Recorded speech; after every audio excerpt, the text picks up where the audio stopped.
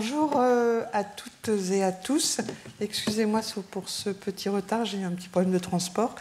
Merci de venir pour cette deuxième séance après l'intervention du 3 avril. Et comme je l'avais dit, donc je ne vais pas le répéter en postulant que la plupart des gens qui sont là aujourd'hui étaient là la semaine d'avant, j'espère. Sinon, ou en tout cas ont pu, j'espère, écouter ou entendre la problématique générale que j'ai présentée le 3 avril. En tout cas, aujourd'hui, donc, on va encore avoir une séance sur le Covid-19. La dernière fois, on a vu les questions d'inégalité dans les enjeux d'exposition au risque de contracter le virus du Covid-19. Et aujourd'hui, on va passer sur un autre domaine qui est celui, en fait, vous allez le voir, à chaque fois, j'essaye de prendre une pathologie pour éclairer un des enjeux de la production des inégalités de santé. Et donc aujourd'hui, on va traiter de la question de la vaccination, qui est un enjeu majeur de santé publique à double titre. D'abord, ça a permis, on va revenir dessus, de réduire de manière drastique le nombre de personnes contaminées et le nombre de décès, et ce, dans tous les pays où les vaccins étaient accessibles. Et puis, c'est aussi un enjeu important d'un point de vue de santé publique parce que vous allez le voir, les réticences à la vaccination et les obstacles sociaux au recours à la vaccination sont de nature différente des obstacles qu'on pouvait observer pour ce qui concernait les autres moyens de prévention dont on a parlé la semaine dernière et sur lesquels je reviendrai rapidement. Donc, je vais utiliser l'exemple du Covid pour traiter d'une question beaucoup plus large, qui est la question des discriminations et de la santé. Et puis ensuite, dans un second temps, je suis très heureuse d'accueillir Jérémy Ward, qui est un de mes collègues sociologues à l'INSERM et qui est un des plus grands spécialistes des questions de vaccination et qui nous proposera une perspective plus large autour des questions de vaccination et de la spécificité de la vaccination contre le Covid-19. Voilà. Et Jérémy dirige un grand programme de recherche sur le sujet dont il vous parlera dans un instant. Enfin, quand j'aurai fini de parler, c'est-à-dire dans 1 heure, si tout se passe bien. Alors, donc voilà, le plan de la séance d'aujourd'hui, donc je vais faire une petite introduction rapide et puis vous poser un peu le cadre problématique, c'est-à-dire en gros cadre problématique pour dire les grandes hypothèses théoriques qu'on pose pour pouvoir étudier ce recours à la vaccination. Et puis je traiterai de 2 enjeux particuliers. D'abord, vous présenter un peu le contexte en France des pratiques de réticence et de pratiques vaccinales dans le domaine du Covid-19 selon un certain nombre de caractéristiques sociales. Et ces caractéristiques sociales étant les mêmes que celles des personnes qui sont le plus souvent confrontées à des discriminations, j'interrogerai les liens entre discrimination et recours à la vaccination. Voilà. Alors, le schéma est le même que la semaine dernière, il sera le même que la semaine suivante, etc., etc. On va le décliner un peu. Donc avant, je ne sais pas si vous voyez, voilà, on a traité de la question des conditions de vie et de l'exposition au virus. Je vous avais parlé aussi des quelques données essentielles en matière de prévention pour le port du masque, l'utilisation du gel et les distances géographiques de, entre guillemets, sécurité. Donc aujourd'hui, on va se centrer sur la question du vaccin. Pour ce faire, je vais m'appuyer sur différentes sources. D'abord, une grande enquête EPICOV, je ne sais plus si j'en avais parlé la dernière fois, EPICOV pour épidémiologie et conditions de vie. C'est une enquête qui a été réalisée auprès de plusieurs dizaines de milliers de personnes dans l'urgence, au moment de tout début de la pandémie à l'initiative de l'INSERM. Et je vais m'appuyer aussi sur quelques résultats de l'enquête TRACOV, qui est une enquête de la DARES, qui a été menée de janvier à mars 2021 sur l'évolution perçue des conditions de travail juste avant la pandémie, avant et après, par rapport à juste avant la pandémie. La phrase n'est pas très heureuse. Et là, c'est un échantillon aléatoire qui porte sur 15 423 personnes. J'insiste toujours sur les échantillons aléatoires sans faire de leçons de méthodologie d'enquête. En gros, il y a d'un côté les enquêtes scientifiques, je parle des enquêtes quantitatives, là, qui s'appuient sur des échantillons aléatoires. Ça veut dire que n'importe quelle personne a la même probabilité de répondre à l'enquête versus toutes les enquêtes par sondage, quota, etc., où on répond qui veut et qui sont dressées ensuite, mais qui n'ont pas du tout la même fiabilité statistique que les enquêtes sur échantillons aléatoires. Voilà. Et je vais m'appuyer aussi sur les résultats de recherche qualitative, en particulier celle de Raphaël Chalier, qui a fait dans le cadre du projet sur lequel je travaille, EPICOV, et Gendi, qui a fait une série d'entretiens approfondie auprès de personnes qui ne souhaitaient pas se faire vacciner pour essayer de comprendre les processus qui les conduisaient à ne pas s'inscrire dans une démarche de prévention. Alors, je ne vais pas vous abreuver de données méthodologiques, mais juste pour dire que cette enquête EPICOV, donc, pour étudier la dynamique de l'épidémie, mais aussi les conditions de vie sur le risque de contamination, l'effet des conditions de vie sur le risque de contamination, ce qu'on a vu la semaine dernière, et l'impact social de la crise sanitaire. Donc 135 000 personnes ont été interrogées en mai 2020, et puis vous voyez, on les a suivies en novembre 2020, en juin 2021, en octobre 2022. Et c'est particulièrement important de pouvoir suivre les gens, parce que là, vous allez le voir, on peut étudier qui était réticent à l'idée même de se faire vacciner quand les vaccins n'étaient pas encore accessibles, et ensuite qui s'est fait effectivement vacciner et comment ça a évolué au fil du temps. Voilà, donc là, ce que je vous présente là aujourd'hui, c'est les analyses qui portent sur les personnes de 18 ans et plus au 1er janvier 2002 et qui résident dans des ménages ordinaires, c'est-à-dire qu'ils ne résident pas dans des institutions, pas dans les EHPAD, et ces résultats portent sur la France hexagonale. Attendez, il y a un petit truc qui est énervant là, on va essayer cette nuit. Et là, il veut quoi? Ah mince, damned. Il est parti le monsieur? Alors là, je ne suis pas bien, là. Pardon. J'ai fait une bêtise. J'aurais jamais dû faire ça.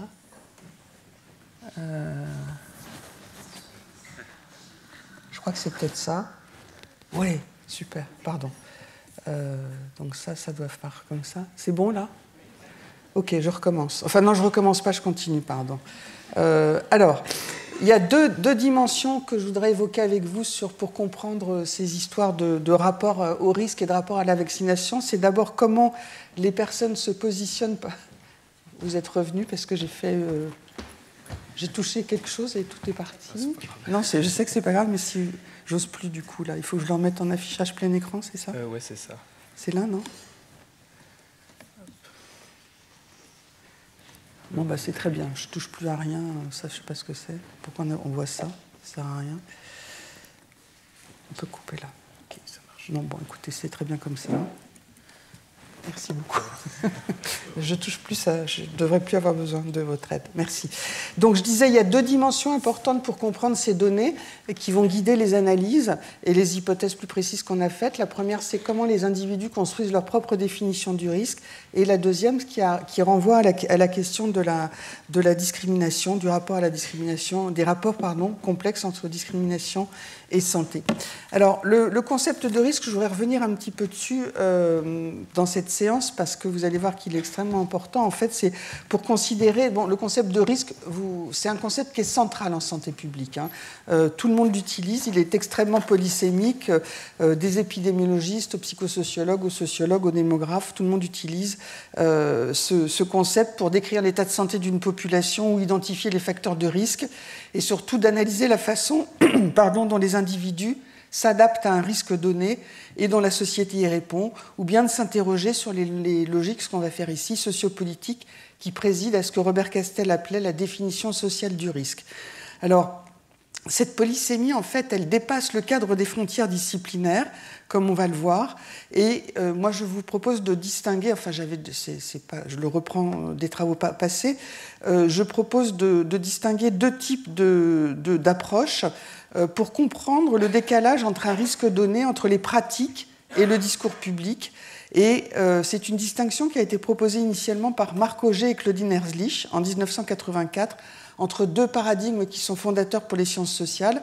D'une part, une approche que je vais qualifier d'objectiviste, qui considère la définition biologique et médicale du risque comme un postulat pour l'analyse, c'est-à-dire qu'on prend cette définition qui est donnée par le discours médical comme étant une définition par rapport à laquelle les gens vont se positionner, et d'autre part une approche constructiviste qui, elle, et ça a été proposé par beaucoup d'auteurs, dont notamment Marcel Calvez et Marie Douglas, qui appréhende le risque comme une construction sociale qui résulte de la confrontation des intérêts des savoirs et des pratiques entre différents acteurs sociaux. Donc soit on part de la définition, pour être un peu schématique, qui est donnée institutionnellement et médicalement du risque, et on regarde comment les personnes se positionnent par rapport à cette définition, soit on cherche à comprendre comment les individus élaborent leur propre définition du risque, selon leur position, leurs intérêts, etc., etc., et du coup, comment leur propre définition cadre ou pas avec la définition institutionnelle du risque.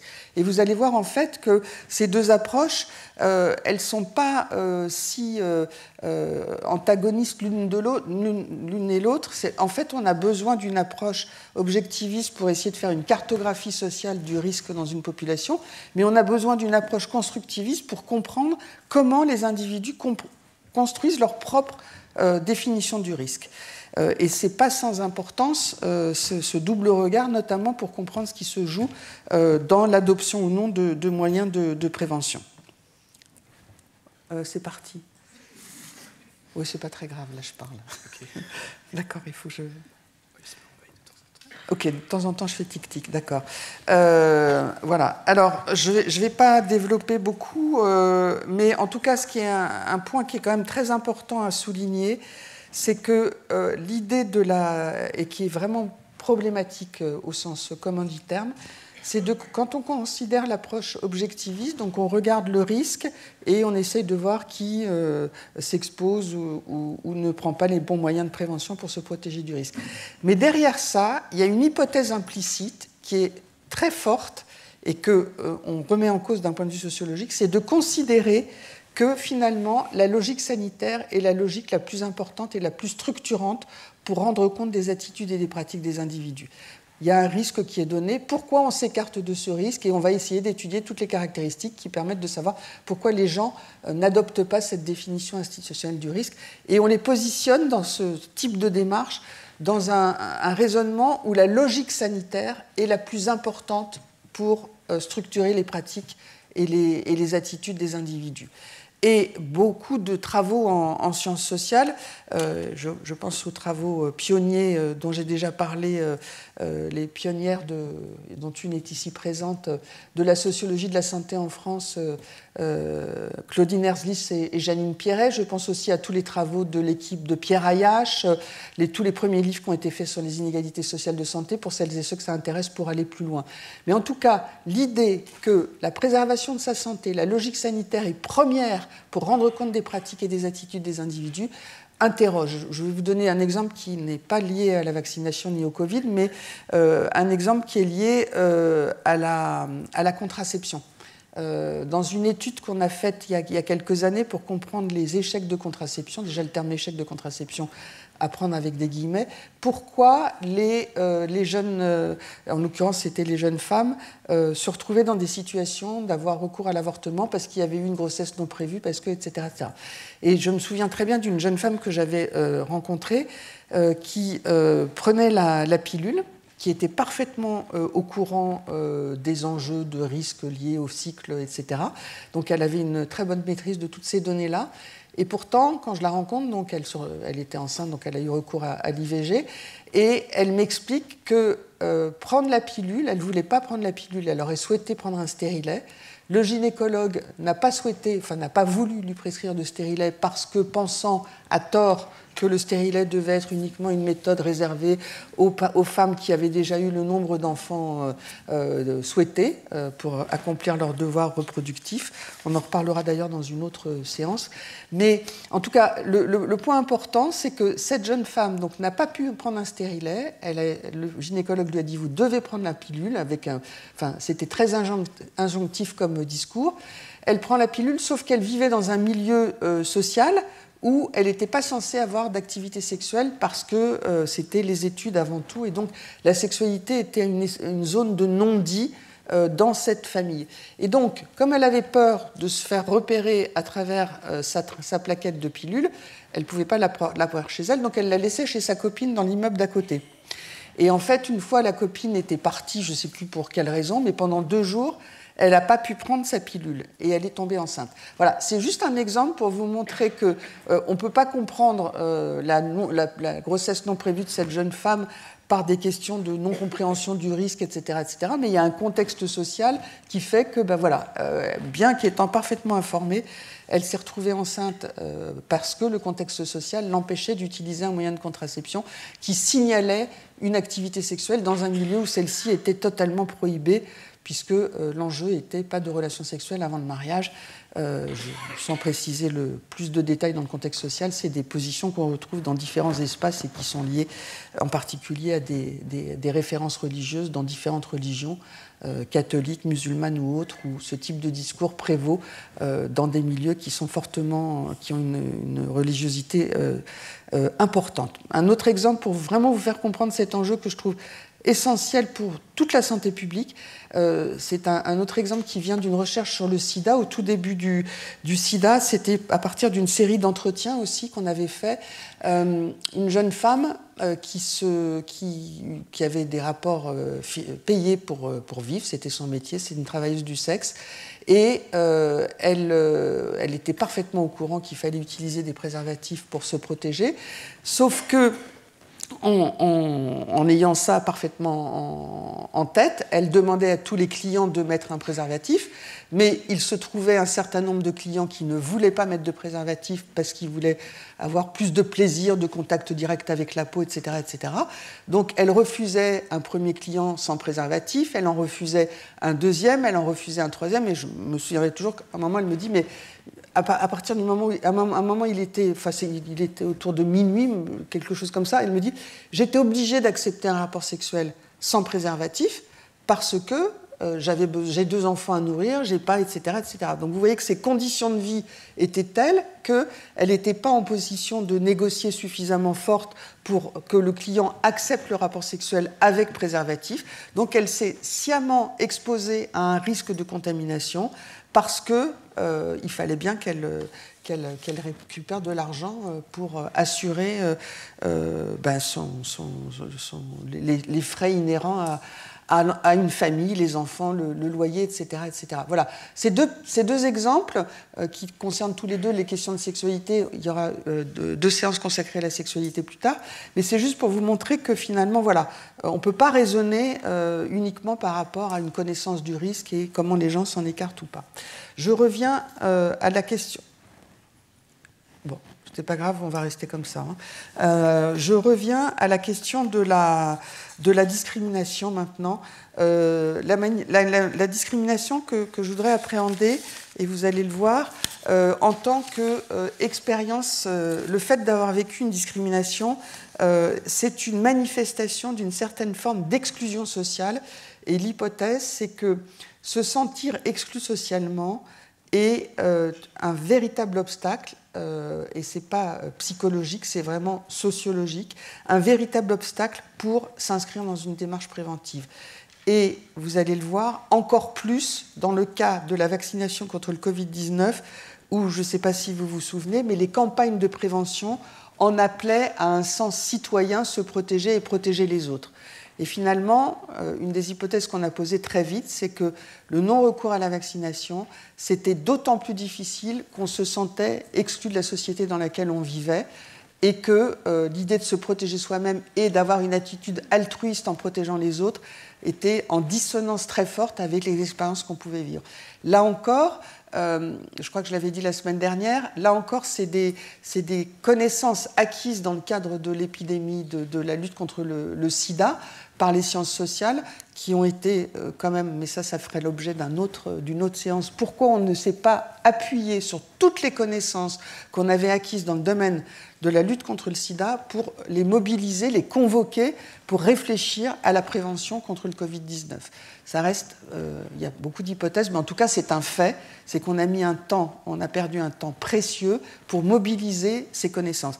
Et cette hypothèse, en fait, elle vient des travaux totalement précurseurs de Michael Pollack, qui avait montré au tout début de l'épidémie que finalement la discrimination et la stigmatisation à l'encontre des jeunes homosexuels était un frein à ce qu'ils puissent s'inscrire dans toute démarche préventive, à partir du moment où ils se sentaient totalement rejetés par la société. Et en fait, pour dire les choses plus simplement, pour celles et ceux que ça intéresse, il faut lire les travaux de Michael Pollack, Sociologie d'une épidémie aux éditions Métayer en 1980. Enfin bon, vous trouverez. L'homophobie est un facteur de risque de contamination par le VIH. Voilà, pour dire les choses autrement, c'est un enjeu majeur. Et ça reste un enjeu extrêmement important aujourd'hui. Et on peut dire, par analogie, que les discriminations à l'encontre d'un certain nombre de groupes sociaux, c'est des facteurs de risque, pour reprendre la terminologie épidémiologique, d'un recours à la vaccination. Voilà. Et je vais essayer maintenant de vous le montrer. Alors, les discriminations à l'encontre, les liens entre discrimination et santé, je vais vous reprendre les définitions, mais ce que je voulais préciser, c'est qu'en France, à la différence de la Grande-Bretagne ou des États-Unis, l'usage de la discrimination, du terme même de discrimination, ne remonte qu'au début des années 60, dans ces pays-là, et que le délit de discrimination est apparu tardivement et n'a été introduit en France dans le droit pénal qu'en 2001. Vous voyez donc le décalage entre des pays qui l'ont adopté dans les années 1960 et en France en 2001. Alors, comme catégorie juridique, la discrimination renvoie à des pratiques qui sont interdites par la loi, qui mentionnent, je crois que j'ai une diapo là-dessus. Ah ben là, c'est dramatique. Je suis désolée, je comprends. Ah, voilà. Donc, d'un point de vue juridique, il y a deux approches de la discrimination, la définition juridique et l'approche sociologique. Donc, d'un point de vue juridique, la discrimination, ça renvoie à des pratiques qui sont interdites par la loi, qui mentionne, la loi française, 25 critères de discrimination et qui doivent concerner un domaine prévu par la loi, à savoir l'emploi, l'éducation, le logement, l'accès aux biens et services publics et privés, et par extension, toutes les questions de santé. Mais par exemple, une discrimination entre votre fils et votre fille, ce n'est pas une discrimination juridique. Si vous lui donnez plus à manger, voilà, ce ne sera pas qualifié d'une discrimination. Donc il faut que ça concerne un des critères prévus par la loi, dans un des domaines prévus par la loi. C'est aussi un concept d'analyse de la production des inégalités de santé en sciences sociales, enfin des inégalités en général. Et c'est un concept qui invite, d'un point de vue sociologique, et là je reprends la définition de Laure Bérény et de Vincent Chappe, qui invite à resituer les différences de traitement fondées sur les critères prohibés par la loi comme, je les cite, des rouages de la production ou de la reproduction des rapports de pouvoir structurels qui engendrent des groupes majoritaires et des groupes minoritaires. Et on va revenir sur ce point ultérieurement, je regarde juste. Alors, les liens entre discrimination et santé. Les liens entre discrimination et santé peuvent intervenir à différents niveaux. Le premier, ça montre que, alors c'est pareil pour celles et ceux que ça intéresse, j'ai toute une liste de références bibliographiques que vous pouvez consulter, notamment un numéro récent de la revue Émulation qui a été dirigé par Louis Braveman et Aurore Loretti sur les discriminations dans le domaine de la santé. Mais en tout cas, ce qu'il faut voir, c'est que ça peut se situer à plein d'enjeux différents, les discriminations et les liens entre discrimination et santé. Le premier, ce qu'on a vu la semaine dernière, c'est que les personnes discriminées connaissent souvent des conditions de vie qui sont néfastes pour la santé.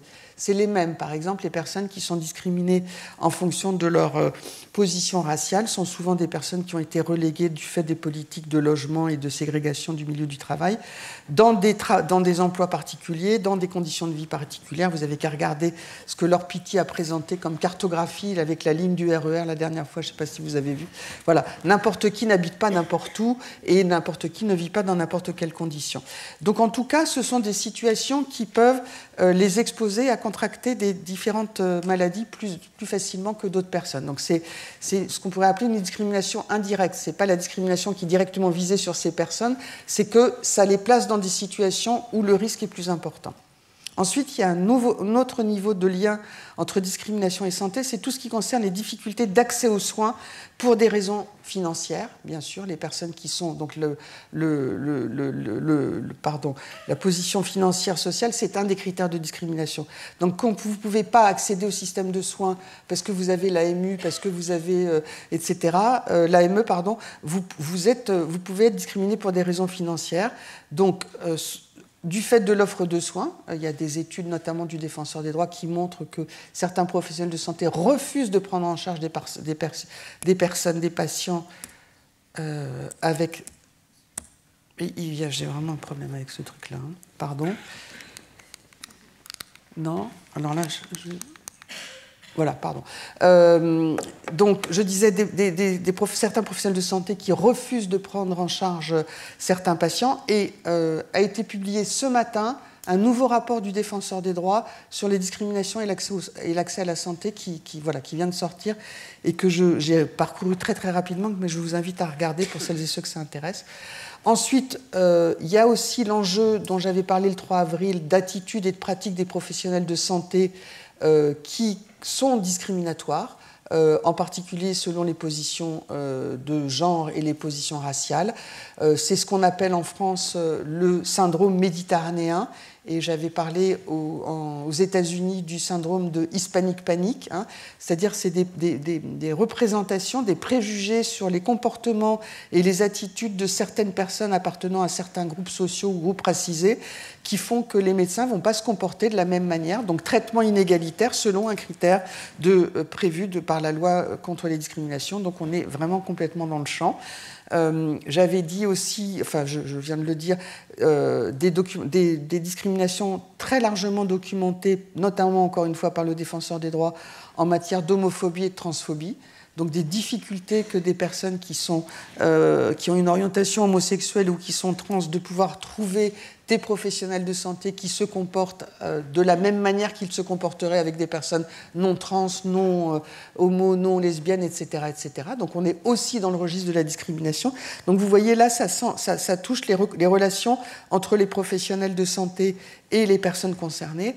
Et ça va même, comme on l'a démontré pour l'infarctus du myocarde, et je reviendrai dessus dans une prochaine séance, des recommandations médicales, donc l'institution médicale qui produit des connaissances qui sont discriminatoires parce que, basées sur des biais de genre, elles conduisent à ne pas proposer les mêmes traitements aux femmes et aux hommes. Donc il y a des pertes de chance, et c'est une des clés de lecture, mais je ne vais pas spoiler la séance sur l'infarctus du myocarde à Tillinghast. C'est une des clés de lecture pour comprendre pourquoi les femmes meurent plus souvent d'un infarctus du myocarde que les hommes, alors que statistiquement, elles sont moins souvent confrontées à cet événement. Alors, voilà. Et donc, l'hypothèse centrale que ce sentiment d'exclusion sociale conduit à reléguer au second plan les démarches préventives.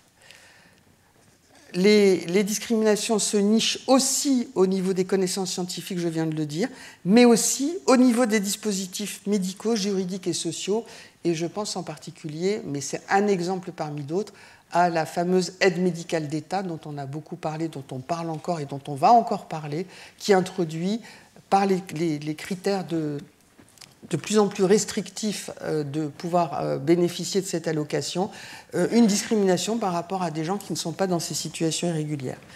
Donc c'est un lien, ce que je voulais signaler par là, c'est que les questions de discrimination et santé, c'est un vaste champ qui reste d'ailleurs extrêmement peu exploré du point de vue de la recherche en santé publique, et que le seul domaine, quand on fait une revue de la littérature internationale, où c'est très étudié, c'est uniquement sur les liens entre discrimination et accès aux soins. Ça, c'est vraiment étudié. Toutes les autres étapes sont beaucoup moins, voire pas du tout étudiées. Et les liens entre discrimination et accès aux soins, dans la littérature internationale, sont étudiés, et même dans le cadre des populations racisées. Ça porte aux États-Unis sur les populations noires, sur les populations hispanophones, etc. En Grande-Bretagne, ça porte aussi sur les populations, les minorités racisées, mais c'est très peu étudié d'une manière générale. En France, on a quand même une série d'études qualitatives de plus en plus importantes, et je pense en particulier aux travaux, mais pas uniquement, de Priscille Touraille et j'ai oublié son nom, mais ça va me revenir. Il y a plusieurs travaux qui portent dessus, je reviendrai tout à l'heure, mais qui restent aussi très, très centrés sur les questions d'accès aux soins. Alors, on va venir maintenant à des données un peu plus concrètes. Bon. Je sais pas là, Monsieur. Hein? C'est bloqué là.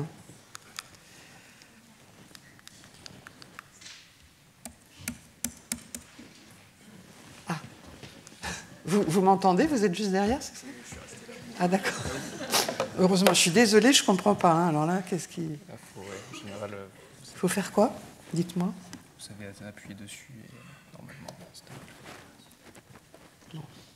J'ose pas dire, je vous appellerai plus maintenant. Ok, merci. Alors, la vaccination. Un repère très rapide de la chronologie de la campagne vaccinale en France. Donc, je vous rappelle que le 8 novembre 2020, Pfizer annonce qu'ils ont mis au point un vaccin contre le Covid.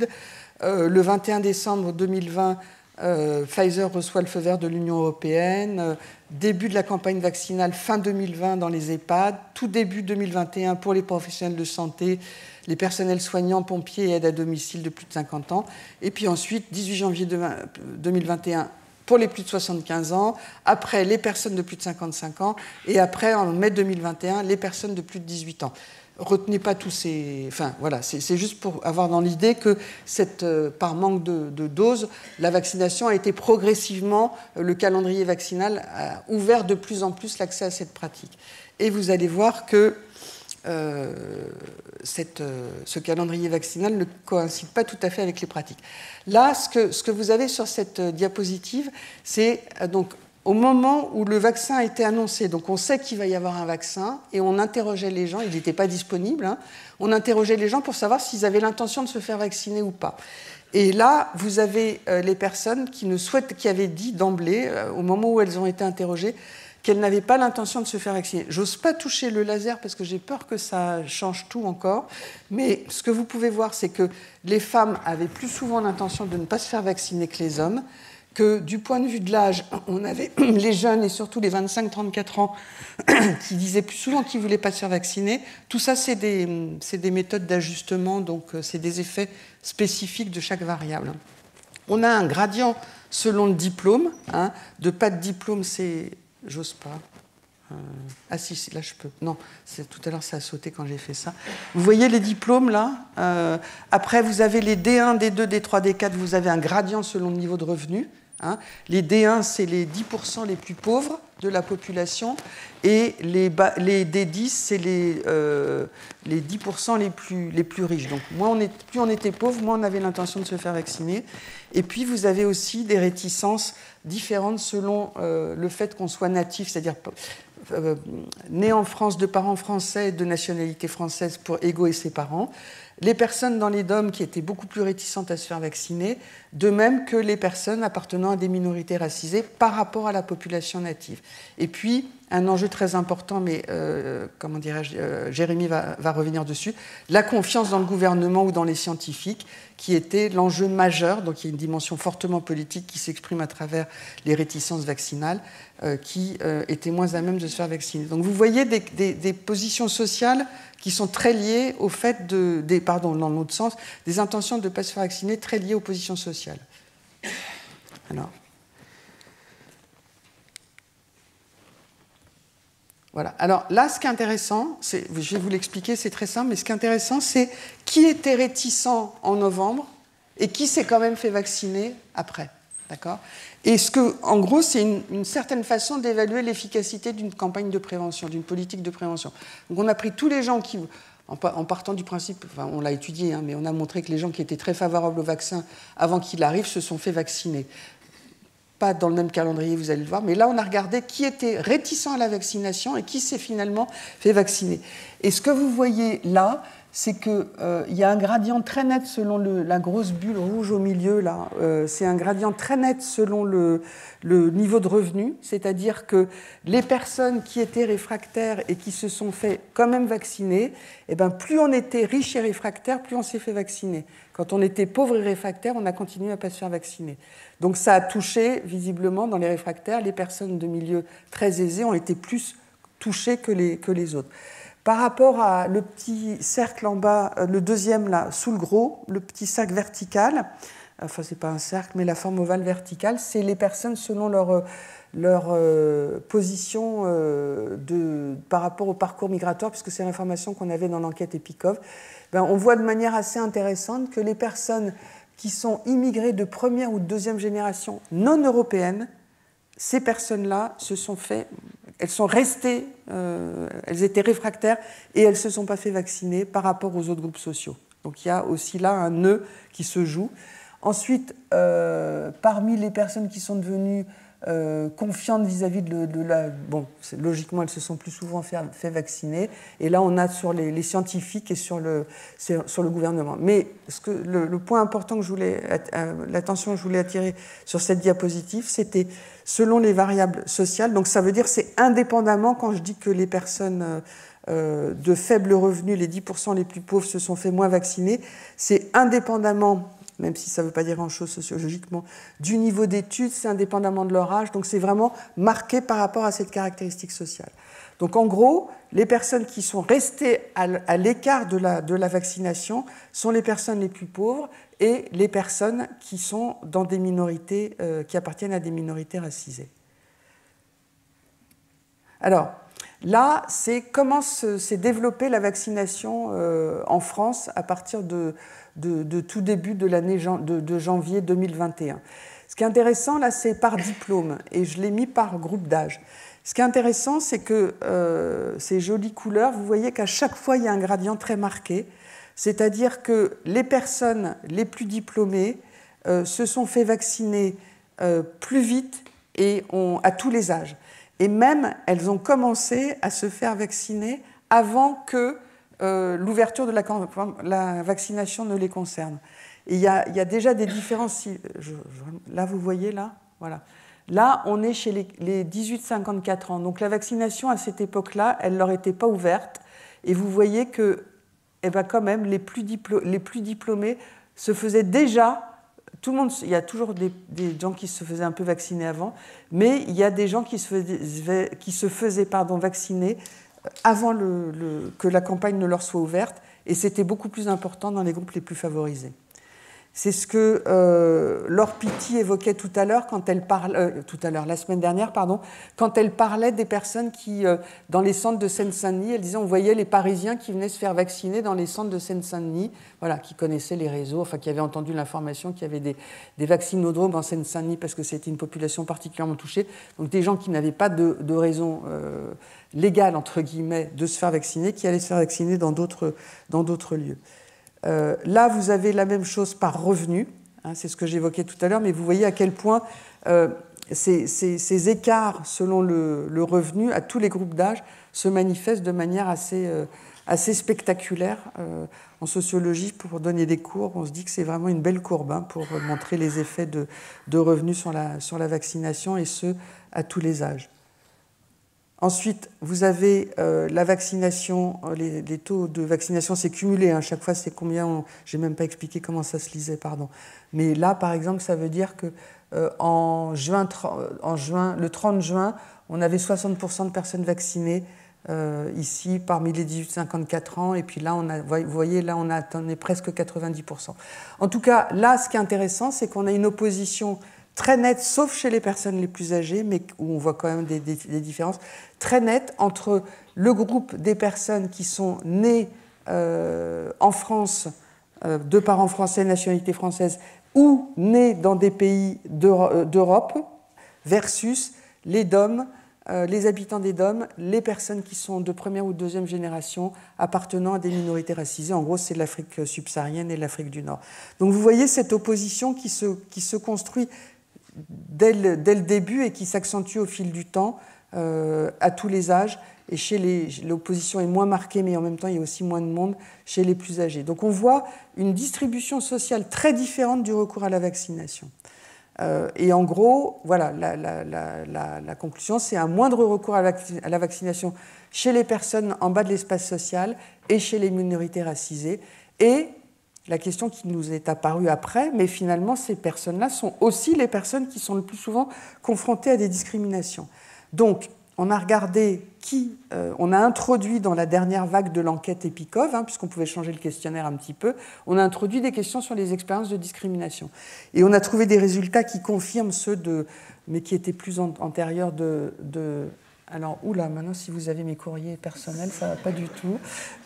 Bon, il va partir tout seul. Je ne sais pas pourquoi ça. Bon. Pardon, je suis un peu... oui, donc c'est les expériences de discrimination dans les 5 ans, hein, en 2022, et vous voyez que le fait d'avoir été confronté à une expérience de discrimination, Ben alors, le fait que ce soit plus les femmes, c'est lié à tous les enjeux au moment des carrières. Hein. Vous avez, selon l'âge, selon le diplôme. Alors, selon le diplôme, c'est intéressant parce que les plus diplômés déclarent plus de discrimination que les moins diplômés. En fait, ce qu'ont montré des enquêtes, et notamment les travaux de l'INED, de l'équipe de Patrick Simon, Chris Beauchemin, Christelle Hamel et j'en oublie un quatrième larron, mais c'est pas grave, c'est que finalement, et puis des travaux de sociologie des discriminations, c'est que c'est un peu comme les violences sexuelles, le fait d'être capable de reconnaître, d'avoir la conscience que ce qu'on est en train de vivre, ça relève de la discrimination, que c'est pas normal. Et ça, les personnes les plus diplômées sont plus à même de repérer par rapport à une situation objective de discrimination, de la qualifier de discrimination, tandis que d'autres personnes celles qui sont même plus souvent confrontées à des discriminations, ça fait presque partie de leur quotidien et c'est plus déclaré comme une discrimination. Vous avez quelque chose de très important aussi, vous voyez un gradient très important selon le niveau de revenu, selon le lieu de résidence aussi, et puis toujours ces trois groupes-là qui se distinguent sociologiquement en matière d'expérience de discrimination. Ce qu'il faut retenir là, c'est que le fait d'avoir un niveau de revenu très faible, le fait d'appartenir à une minorité racisée, sont les mêmes variables qu'on a vues liées au non-recours à la vaccination. Donc on s'est dit, on va essayer de comprendre un peu mieux les liens entre les deux enjeux. Alors, pour vous épargner des tableaux statistiques compliqués, quelles sont les caractéristiques sociales qui sont liées à l'absence de vaccination? Ça concerne finalement, à la fin 2022, ça concerne que 7% de la population, mais ça nous a paru intéressant de se focaliser sur ce groupe-là, parce que souvent dans les enquêtes statistiques, on a tendance à se faire absorber par la masse. Et là, on s'est dit, on va aller regarder ce qui se passe chez ce 7% de la population qui ne s'est toujours pas fait vacciner en 2022, alors que, je vous le rappelle, le vaccin était gratuit et que les conditions d'accès à la vaccination étaient quand même très facilitées sur l'ensemble du territoire. En tout cas, sauf si Jérémy dit le contraire tout à l'heure. En tout cas, les personnes qui se faisaient... non, mais si je cache, ça vous le voyez quand même, c'est terrible ça. J'ose pas l'enlever, pardon. Bon, merci. C'est une catastrophe, cette présentation. En tout cas, les personnes qui se font pas vaccinées hein, en fin 2022, qui sont toujours pas vaccinées, si on peut dire, c'est les 18-24 ans et les 25 ans et plus. Donc il y a vraiment un effet d'âge. Les hommes sont plus souvent pas vaccinés, alors que je vous avais dit, souvenez-vous, que les femmes avaient été plus réticentes à la vaccination. Et en fait, dans les analyses, on voit que si les femmes sont plus réticentes à la vaccination, finalement, elles se sont fait rappeler à l'ordre de genre pendant la campagne, vis-à-vis en particulier des personnes âgées dont elles assurent la grande majorité du care. Et donc, elles étaient plus réticentes parce qu'on ignorait un peu tout du vaccin. Souvenez-vous, tous les débats sur l'ARN messager et tout ce qui... Et elles étaient plus, plus sensibles aux effets sur le corps que ça pouvait avoir que les hommes ne l'étaient. Mais quand les vaccins ont été mis en place et qu'on a vu que tout marchait très bien, elles ont rempli leur rôle social de prise en charge du care dans la famille et se sont fait plus souvent vacciner. Donc le niveau de vie, je vous l'ai montré, c'est très lié au fait de ne pas se faire vacciner. Les diplômes les plus bas se font moins vacciner, les minorités racisées et les DROM beaucoup moins vaccinés, et puis les habitants des petites agglomérations se sont fait moins vacciner que dans les grandes villes. Et le lien avec la vaccination. Donc ça, 6% des personnes qui n'ont jamais vécu d'expérience parmi les personnes qui n'ont jamais vécu d'expérience de discrimination, 6% ne sont pas vaccinées. D'accord ? En moyenne, c'est 7. Hein. Quand elles rapportent avoir eu parfois des expériences de discrimination, elles sont 11,2% à ne pas se faire vacciner et souvent 18,2%. Les chiffres en rouge à côté, c'est ce qu'on appelle des odds ratios, c'est des facteurs multiplicatifs qui tiennent compte du fait que de toutes les autres caractéristiques. En fait, ça veut dire que, indépendamment du sexe, du niveau d'études, de l'âge, de là où vous habitez, de tout ce que vous voulez, enfin pas tout ce que vous voulez, tout ce qu'on a dans l'enquête, le fait d'avoir été confronté, de dire avoir été confronté parfois à des discriminations, ça multiplie par 1,8, 1,78, la probabilité de ne pas être vacciné. Et si vous déclarez que c'est souvent, ça multiplie par 2,43, et c'est indépendamment des autres facteurs. Donc il y a un effet spécifique d'avoir été confronté à des expériences de discrimination. Alors la question qu'on pose tout de suite, mais oui, mais d'accord, dire qu'on a été confronté à des expériences de discrimination, ça ne veut pas dire qu'on a été discriminé.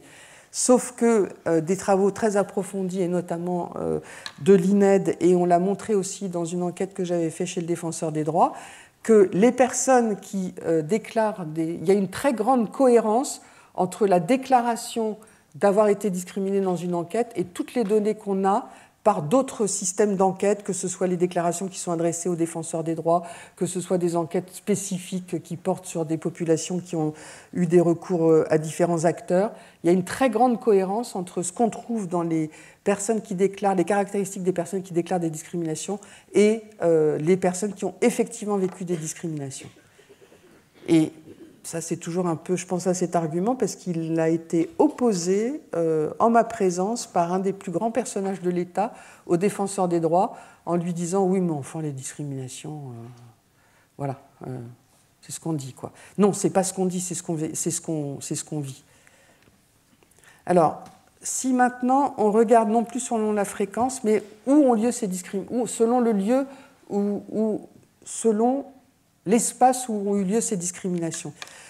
Quand les discriminations ont eu lieu dans l'emploi, on voit que l'augmentation, elle est de 1,18, elle est significative, mais elle augmente un peu, mais de 1,18.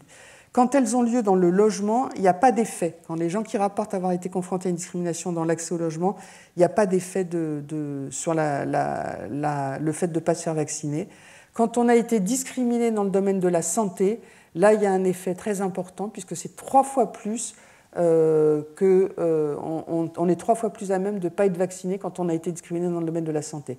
Et quand on a été discriminé dans les services publics, dans les relations avec les services publics, on a voilà, c'est 6,8 contre 16,4%. Vous voyez ?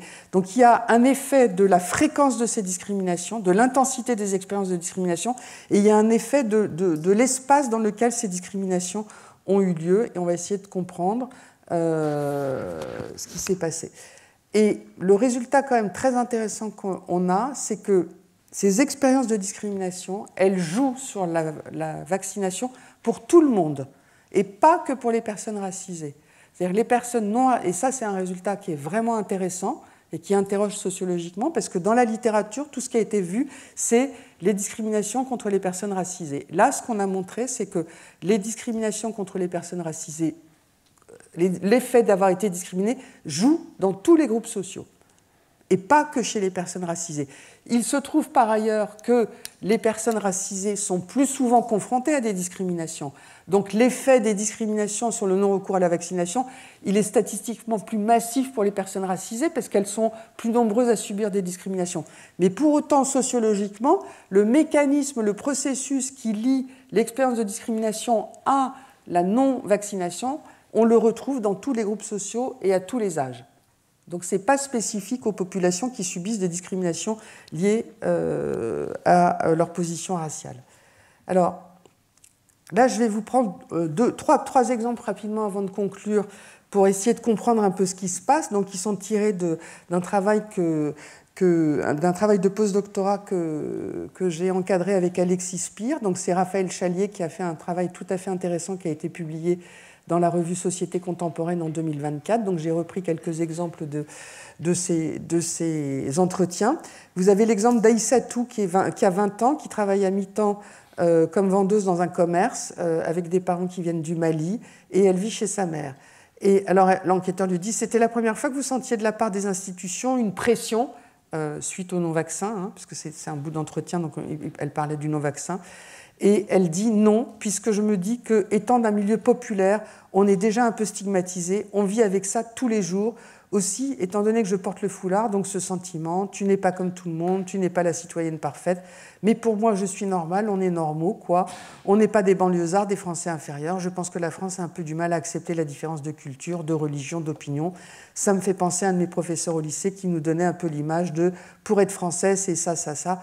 En tout cas, pour les vaccins, j'ai rien ressenti de particulier, mais elle n'a pas eu recours à la vaccination, et que cette défiance, quand on voit dans tout son entretien, vis-à-vis des autorités, en fait, repose sur l'expérience du racisme qui est préexistante à la crise sanitaire et qui a été renforcée pendant les confinements. Vous savez que pendant les confinements, certains groupes, et en particulier les jeunes racisés, ont été beaucoup plus souvent contrôlés que les autres personnes. Et ce qui est intéressant ici dans cet entretien, c'est de voir à quel point finalement c'est l'expérience de la défiance dans le gouvernement. Donc vous voyez, le processus est assez complexe.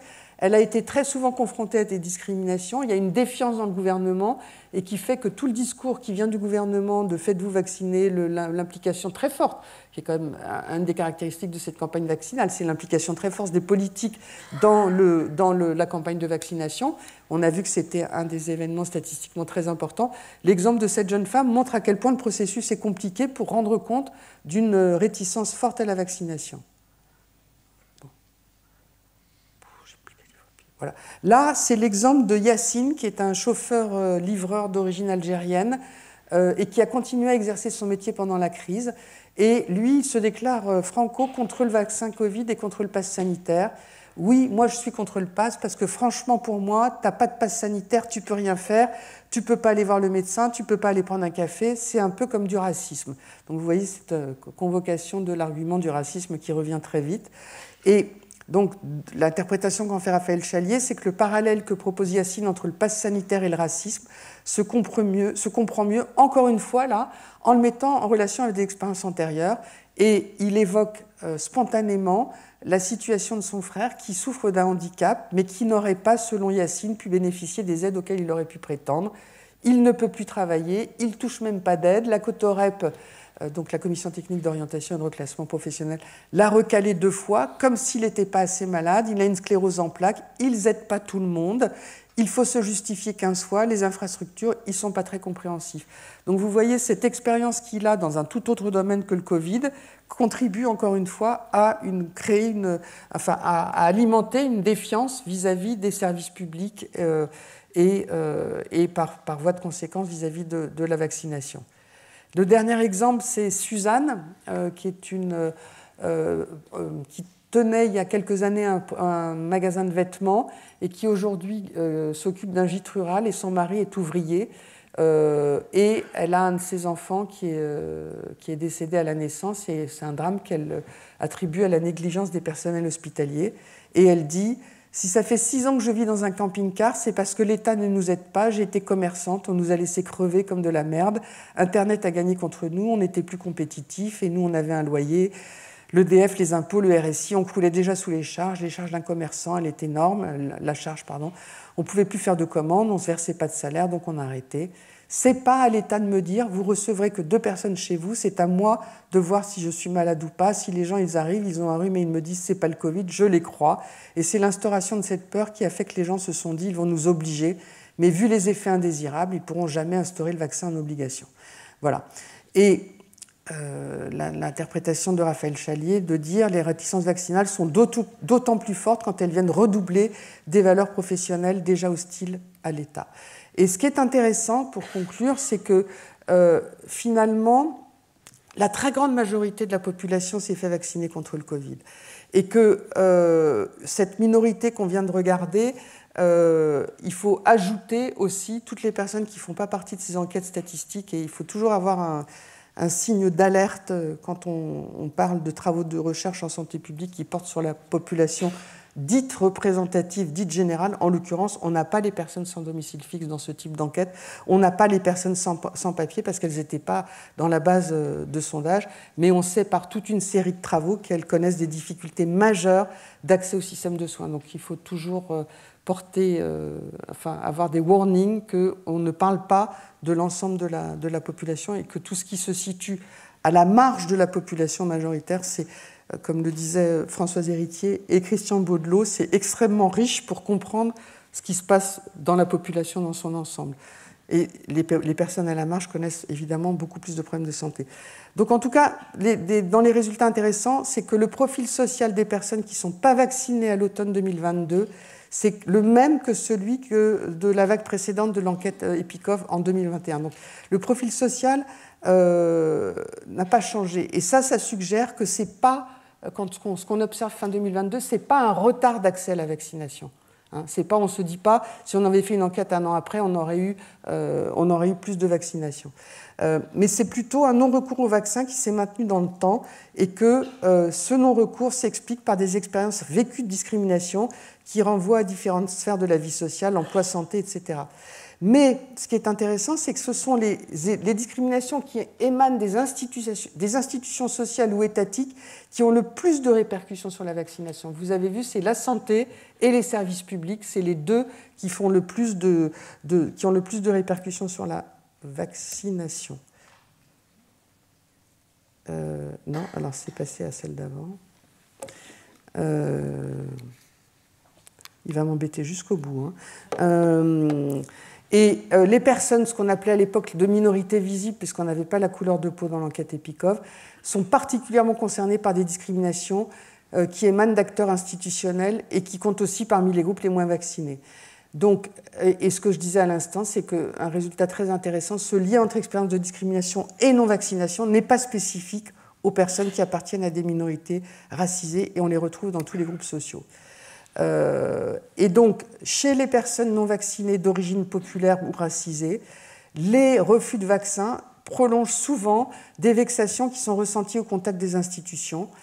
Et ce que montre l'analyse qualitative de Raphaël Chalier et d'autres articles à l'international, c'est que les personnes racisées évoquent surtout l'expérience de discrimination par des agents publics et que les non-vaccinés de milieux populaires qui ne sont pas racisés mais blancs décrivent un État prompt à contraindre mais défaillant lorsqu'on sollicite son appui. Donc il y a une vraie défiance, encore une fois, qui n'est pas, contrairement à ce qu'on a souvent dit, à attribuer directement à tout ce qu'on la défiance vis-à-vis du vaccin, des scientifiques, etc.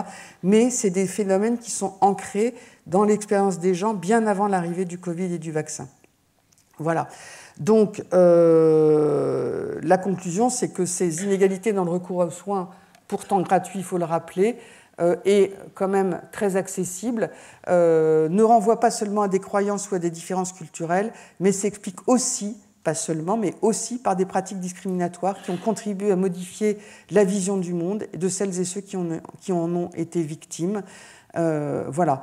Et ce que je disais sous une autre forme, que ça rappelle l'importance des expériences passées dans le rapport au corps et à la médecine, et que vraiment, l'idée, c'est que ce sentiment d'exclusion sociale est antagonique avec l'idée de s'inscrire dans une démarche de prévention pour soi et pour les autres.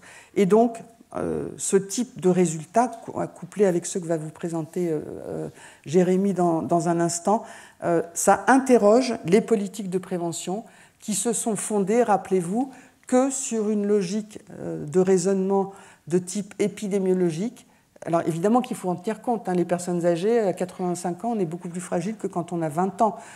Mais pour autant, donc, la logique de penser une espèce de confusion entre les personnes qui doivent être ciblées en premier pour des raisons de fragilité physiologique et de comorbidité, et la logique de construction d'une politique vaccinale qui a fait fi des inégalités sociales de rapport à la vaccination, qui s'appuie sur des expériences vécues en amont de la crise sanitaire. Alors bien sûr que la crise sanitaire, et on va le voir tout à l'heure, a recomposé, réactivé certaines logiques de défiance, notamment dans le cadre d'un vaccin très particulier comme un vaccin basé sur l'ARN messager.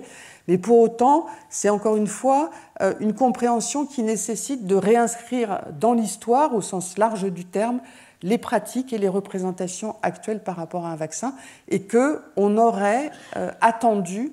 Alors vous allez dire la critique est facile, mais il y a des gens hein, qui l'ont signalé aux autorités très vite.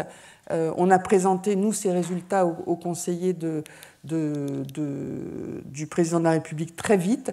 Il y a eu des courriers, des lettres qui ont été adressées par des chercheurs, et je pense en particulier à France Lerre, mais toute une équipe autour d'elle qui se sont manifestés pour dire « N'oubliez pas tout ce qu'on a appris avec l'épidémie de VIH, quoi. N'oubliez pas, associer les personnes concernées, attention aux enjeux de rejet, etc., etc., etc. » Enfin voilà. Donc, C'est facile de critiquer les politiques, mais en même temps c'est nécessaire et ça fait partie de notre rôle de scientifique que de mettre au jour un certain nombre de résultats qui conduisent à dire, et on a travaillé vraiment dans l'urgence, de dire attention, vous ne tenez pas compte de toutes ces dimensions qui sont extrêmement importantes pour comprendre pourquoi les gens sont réticents à la vaccination. Et vous ne pouvez pas imposer cette vision de définition objectiviste du risque. Le risque, c'est ça, et voilà comment vous devez vous positionner. Non, il faut essayer de comprendre comment les gens se positionnent et construisent leur rapport au risque en fonction de toutes leurs expériences passées et contemporaines. Et l'enjeu n'est pas sans importance, bien évidemment d'un point de vue scientifique, mais d'un point de vue des politiques de prévention, au regard des statistiques que j'ai rappelées la dernière fois sur les différences de morbidité et de mortalité selon les caractéristiques sociales, et notamment cette surmortalité extrêmement importante des personnes qui appartiennent à des minorités racisées, dont une partie de l'histoire s'explique par le rapport à la vaccination. Alors que, et je terminerai là-dessus, je vous avais montré la semaine dernière que ces mêmes personnes étaient beaucoup plus enclines, autant voire plus enclines à utiliser le gel, à porter des masques, etc. Donc voilà, ce n'est pas des groupes qui ne veulent pas parler de prévention, qui n'en ont rien à faire de la santé. Non, on voit, et c'est ça qui est intéressant, c'est que quand on prend le gel, les distances qu'on ne pouvait pas respecter dans certains contextes comme eux, notamment, enfin, pour celles et ceux qui ont pris le RER B en période de Covid, le 1 mètre... bonne blague. En tout cas, voilà, je trouve que ce qui est très intéressant, c'est que ces groupes-là, ils étaient enclins à se protéger autant, voire plus que les autres. Mais quand on parle de vaccin, vous voyez que les choses se retournent. Et donc, du coup, ça montre la complexité de décomposer les différentes pratiques de prévention et de les interroger sociologiquement. Voilà, ça donne une autre compréhension de la réalité sociale. Je m'arrête là. Merci beaucoup pour votre attention. On fait une petite pause et puis ensuite, on écoute Jérémy.